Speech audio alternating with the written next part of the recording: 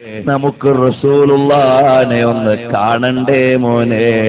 ഹബീബായ സല്ലല്ലാഹു അലൈഹി വസല്ലം തങ്ങളെ ഒരുപാട് തവണയൊന്ന് കിനാവിൽ അനുഭവിക്കണ്ടേ മോനെ.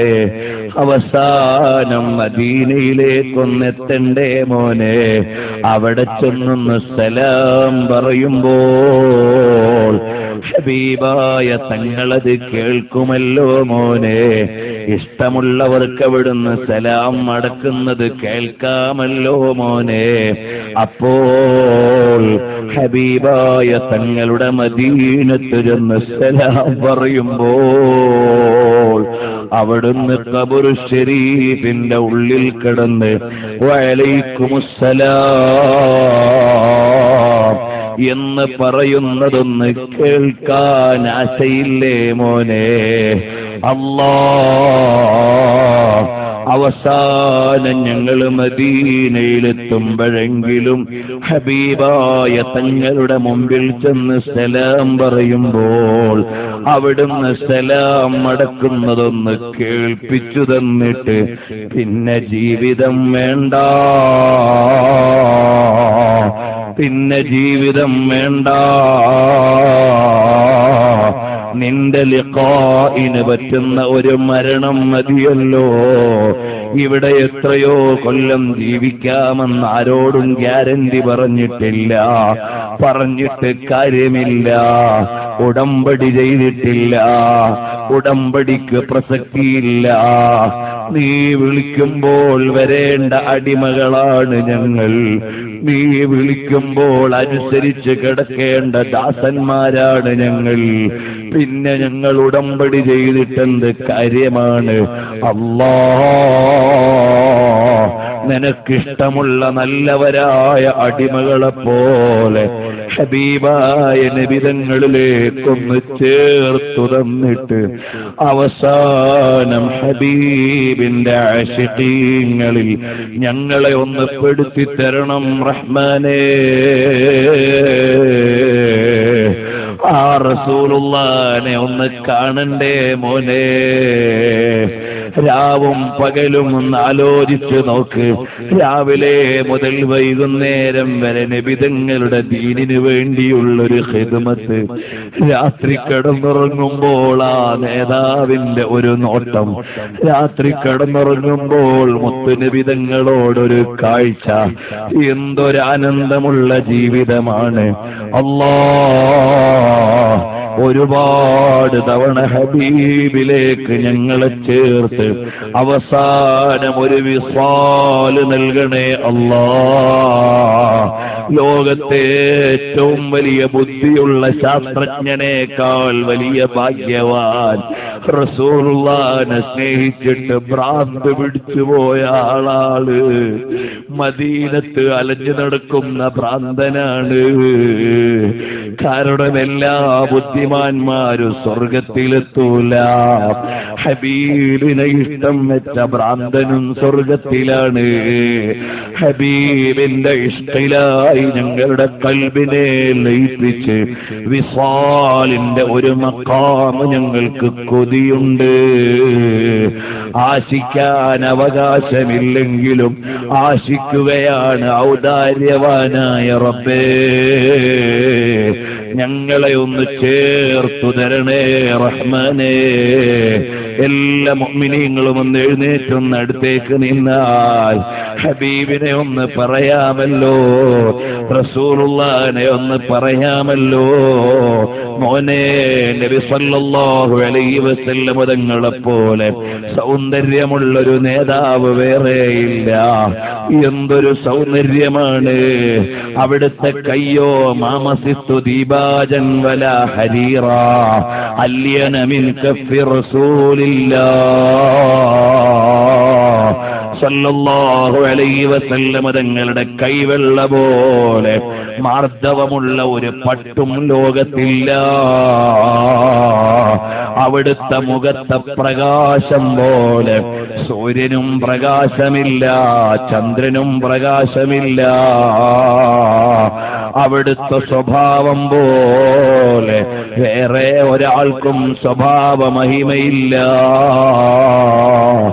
ഇങ്ങനൊക്കെ റസൂലുള്ളാഹിനെ ഇരുന്നങ്ങ് പറയണം. അതാണ് മങ്കൂസ് മൗലിദ്, അതാണ് ശറഫുൽ അനാം മൗലിദ്, അതാണ് റസൂലുള്ളാഹിന്റെ മദ്ഹ്. അവിടുത്തെ കണ്ണിനെന്തൊരു സൗന്ദര്യമാണ്, എപ്പോഴും സുറുമയിട്ടതുപോലെയാണ്. അവിടുത്തെ പിരികത്തിനെത്ര സൗന്ദര്യമാണ്, അത് നല്ല തിങ്ങിയിട്ട് വളരെ മനോഹരമാണ്. അവിടെ അസജുൽ ഹാജിബൈൻ സഹലുൽ ഖദ്ദൈൻ, അവിടുത്തെ കവിളെത്ര മാർദ്ദവമുള്ളതാണ്, അവിടുന്ന് മിണ്ടിയാൽ എത്ര മധുരമാണ്, അവിടുത്തെ മൗനം എത്ര വാചാലമാണ്, അവിടുത്തെ കാൽവെപ്പുകൾ എത്ര മനോഹരമാണ്, അവിടുത്തെ തലയിലെ രോമം എത്ര ഭംഗിയുള്ളതാണ്, അവിടുത്തെ ദാഢിരോമത്തിന് എന്തൊരു സൗന്ദര്യമാണ്. ഇതിങ്ങനെ പറയുമ്പോഴേക്ക് ഹബീബ് കൽബിലാണ്. ബിവജ്ദില്ലാ നദിരി ഉബ്ദി ഔ ഉഖ്ഫി, ഹബീബായ നബി തങ്ങളെ ഇഷ്ടം വെച്ച് ഹബീബിലേക്ക് ചേർന്നാൽ എന്ത് കിട്ടും എന്ന് ചോദിച്ചാൽ, കഴിഞ്ഞ കുറച്ച് ദിവസങ്ങൾക്ക് മുമ്പ് അബ്ബാസ് ബിൻ അലവി മാലിക്കി തങ്ങൾ വഫാത്തായില്ലേ? മഹാനവറുകൾ വഫാത്തായപ്പോൾ മഹാനവറുകളെ കുറിച്ച് മക്കയിൽ നിന്ന് ഇറങ്ങുന്ന ഡെയിലി ന്യൂസ് പേപ്പറിൽ എഴുതിയില്ലേ? മഹാനവറുകൾ നബി തങ്ങളുടെ മദ്ഹ് ചൊല്ലിയിരുന്ന ആളാണ് എന്നെഴുതിയിട്ട് മഹാനവറുകളെ കുറിച്ച് മക്ക ഡെയിലി ന്യൂസ് പേപ്പറിൽ എഴുതിയില്ലേ?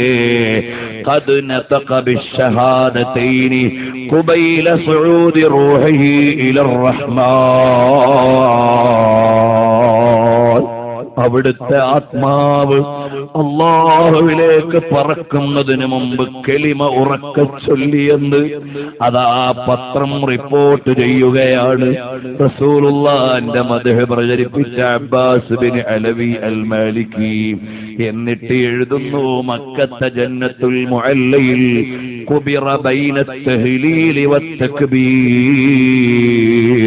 തക്ബീറും തഹ്ലീലും ചൊല്ലിയാണ് മഹാനവറുകളുടെ ജനാസ കൊണ്ടുപോയി ഖബറടക്കിയത്. എന്തൊരു ഭാഗ്യമാണ്, എന്തൊരു നിയോഗമാണ്. എന്നിട്ട് പത്രമെഴുതി അവിടുത്തെ വലിയുമ്മയായ ഖദീജ റളിയല്ലാഹു അൻഹയുടെ ചാരത്താണ് കിടക്കുന്നതെന്ന്. പോരെ, റസൂലുള്ളാഹിന്റെ മദ്ഹ് ചൊല്ലിയ ജീവിതത്തിന് കിട്ടിയത് പോരെ? നമുക്കിവിടെ പിടിക്കാൻ പിടിവള്ളികൾ ഉണ്ട്, നമുക്ക് പിടിക്കാനുള്ള പിടിവള്ളികൾ ഉണ്ട്. മസ്ജിദുൽ ഹറാമിൽ ദർസ് നടത്തിയിരുന്ന അലവി മാലിക്കി തങ്ങളുടെ മകനായ അബ്ബാസ് മാലിക്കി തങ്ങൾ വഫാത്തായി. ജനാസ കൊണ്ടുവന്ന് ജന്നത്തുൽ മുഅല്ലയിൽ വെച്ചപ്പോൾ ആ ജനാസയ്ക്ക് അവിടെ വെച്ച് നിസ്കരിക്കാൻ ഇമാമത്ത് നിന്നത് നമ്മുടെ ഉസ്താദാണ്, സുൽത്താനുൽ ഉലമാ.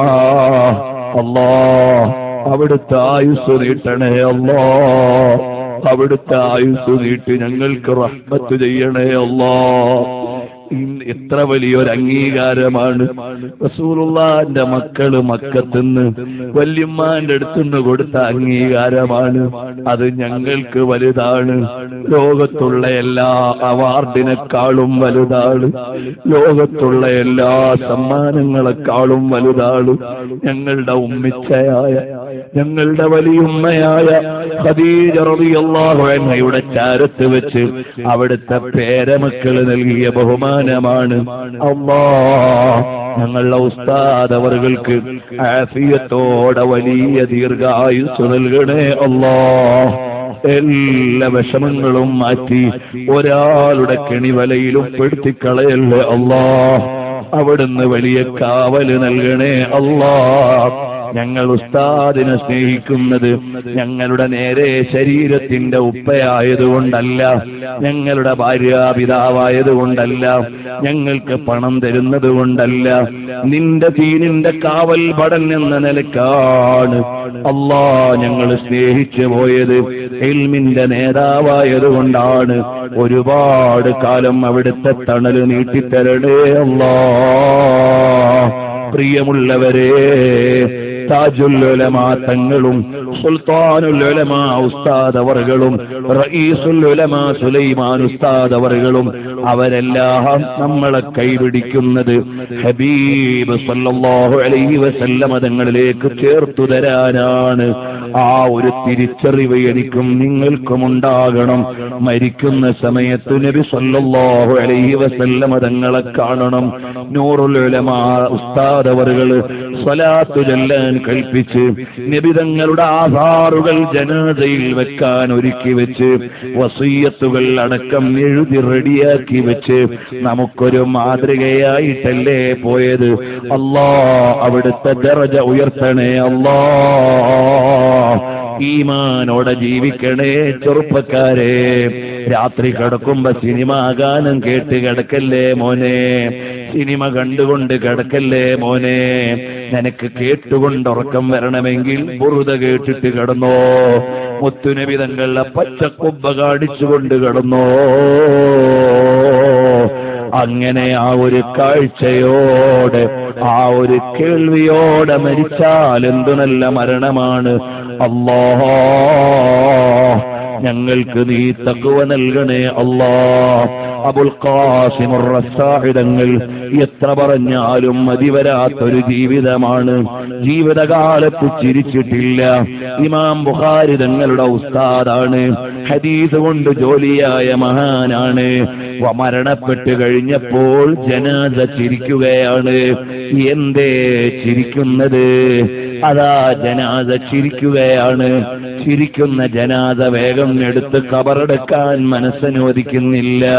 ഉടനെ ഒരു അശരീരി കേൾക്കുകയാണ്, എന്റെ ജനാസ വേഗമെടുത്തോ, നബിതങ്ങൾ ഖബറിൽ കാത്തു നിൽക്കുന്നുണ്ടേ.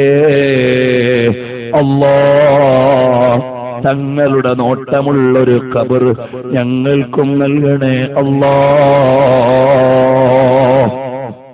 നല്ല ഇഖ്ലാസോടെ ഒരു 10 സ്വലാത്ത് നബി സല്ലല്ലാഹു അലൈഹി വസല്ലം തങ്ങളുടെ മുന്നിൽ വെച്ച് നമുക്ക് ദുആ ചെയ്യാം.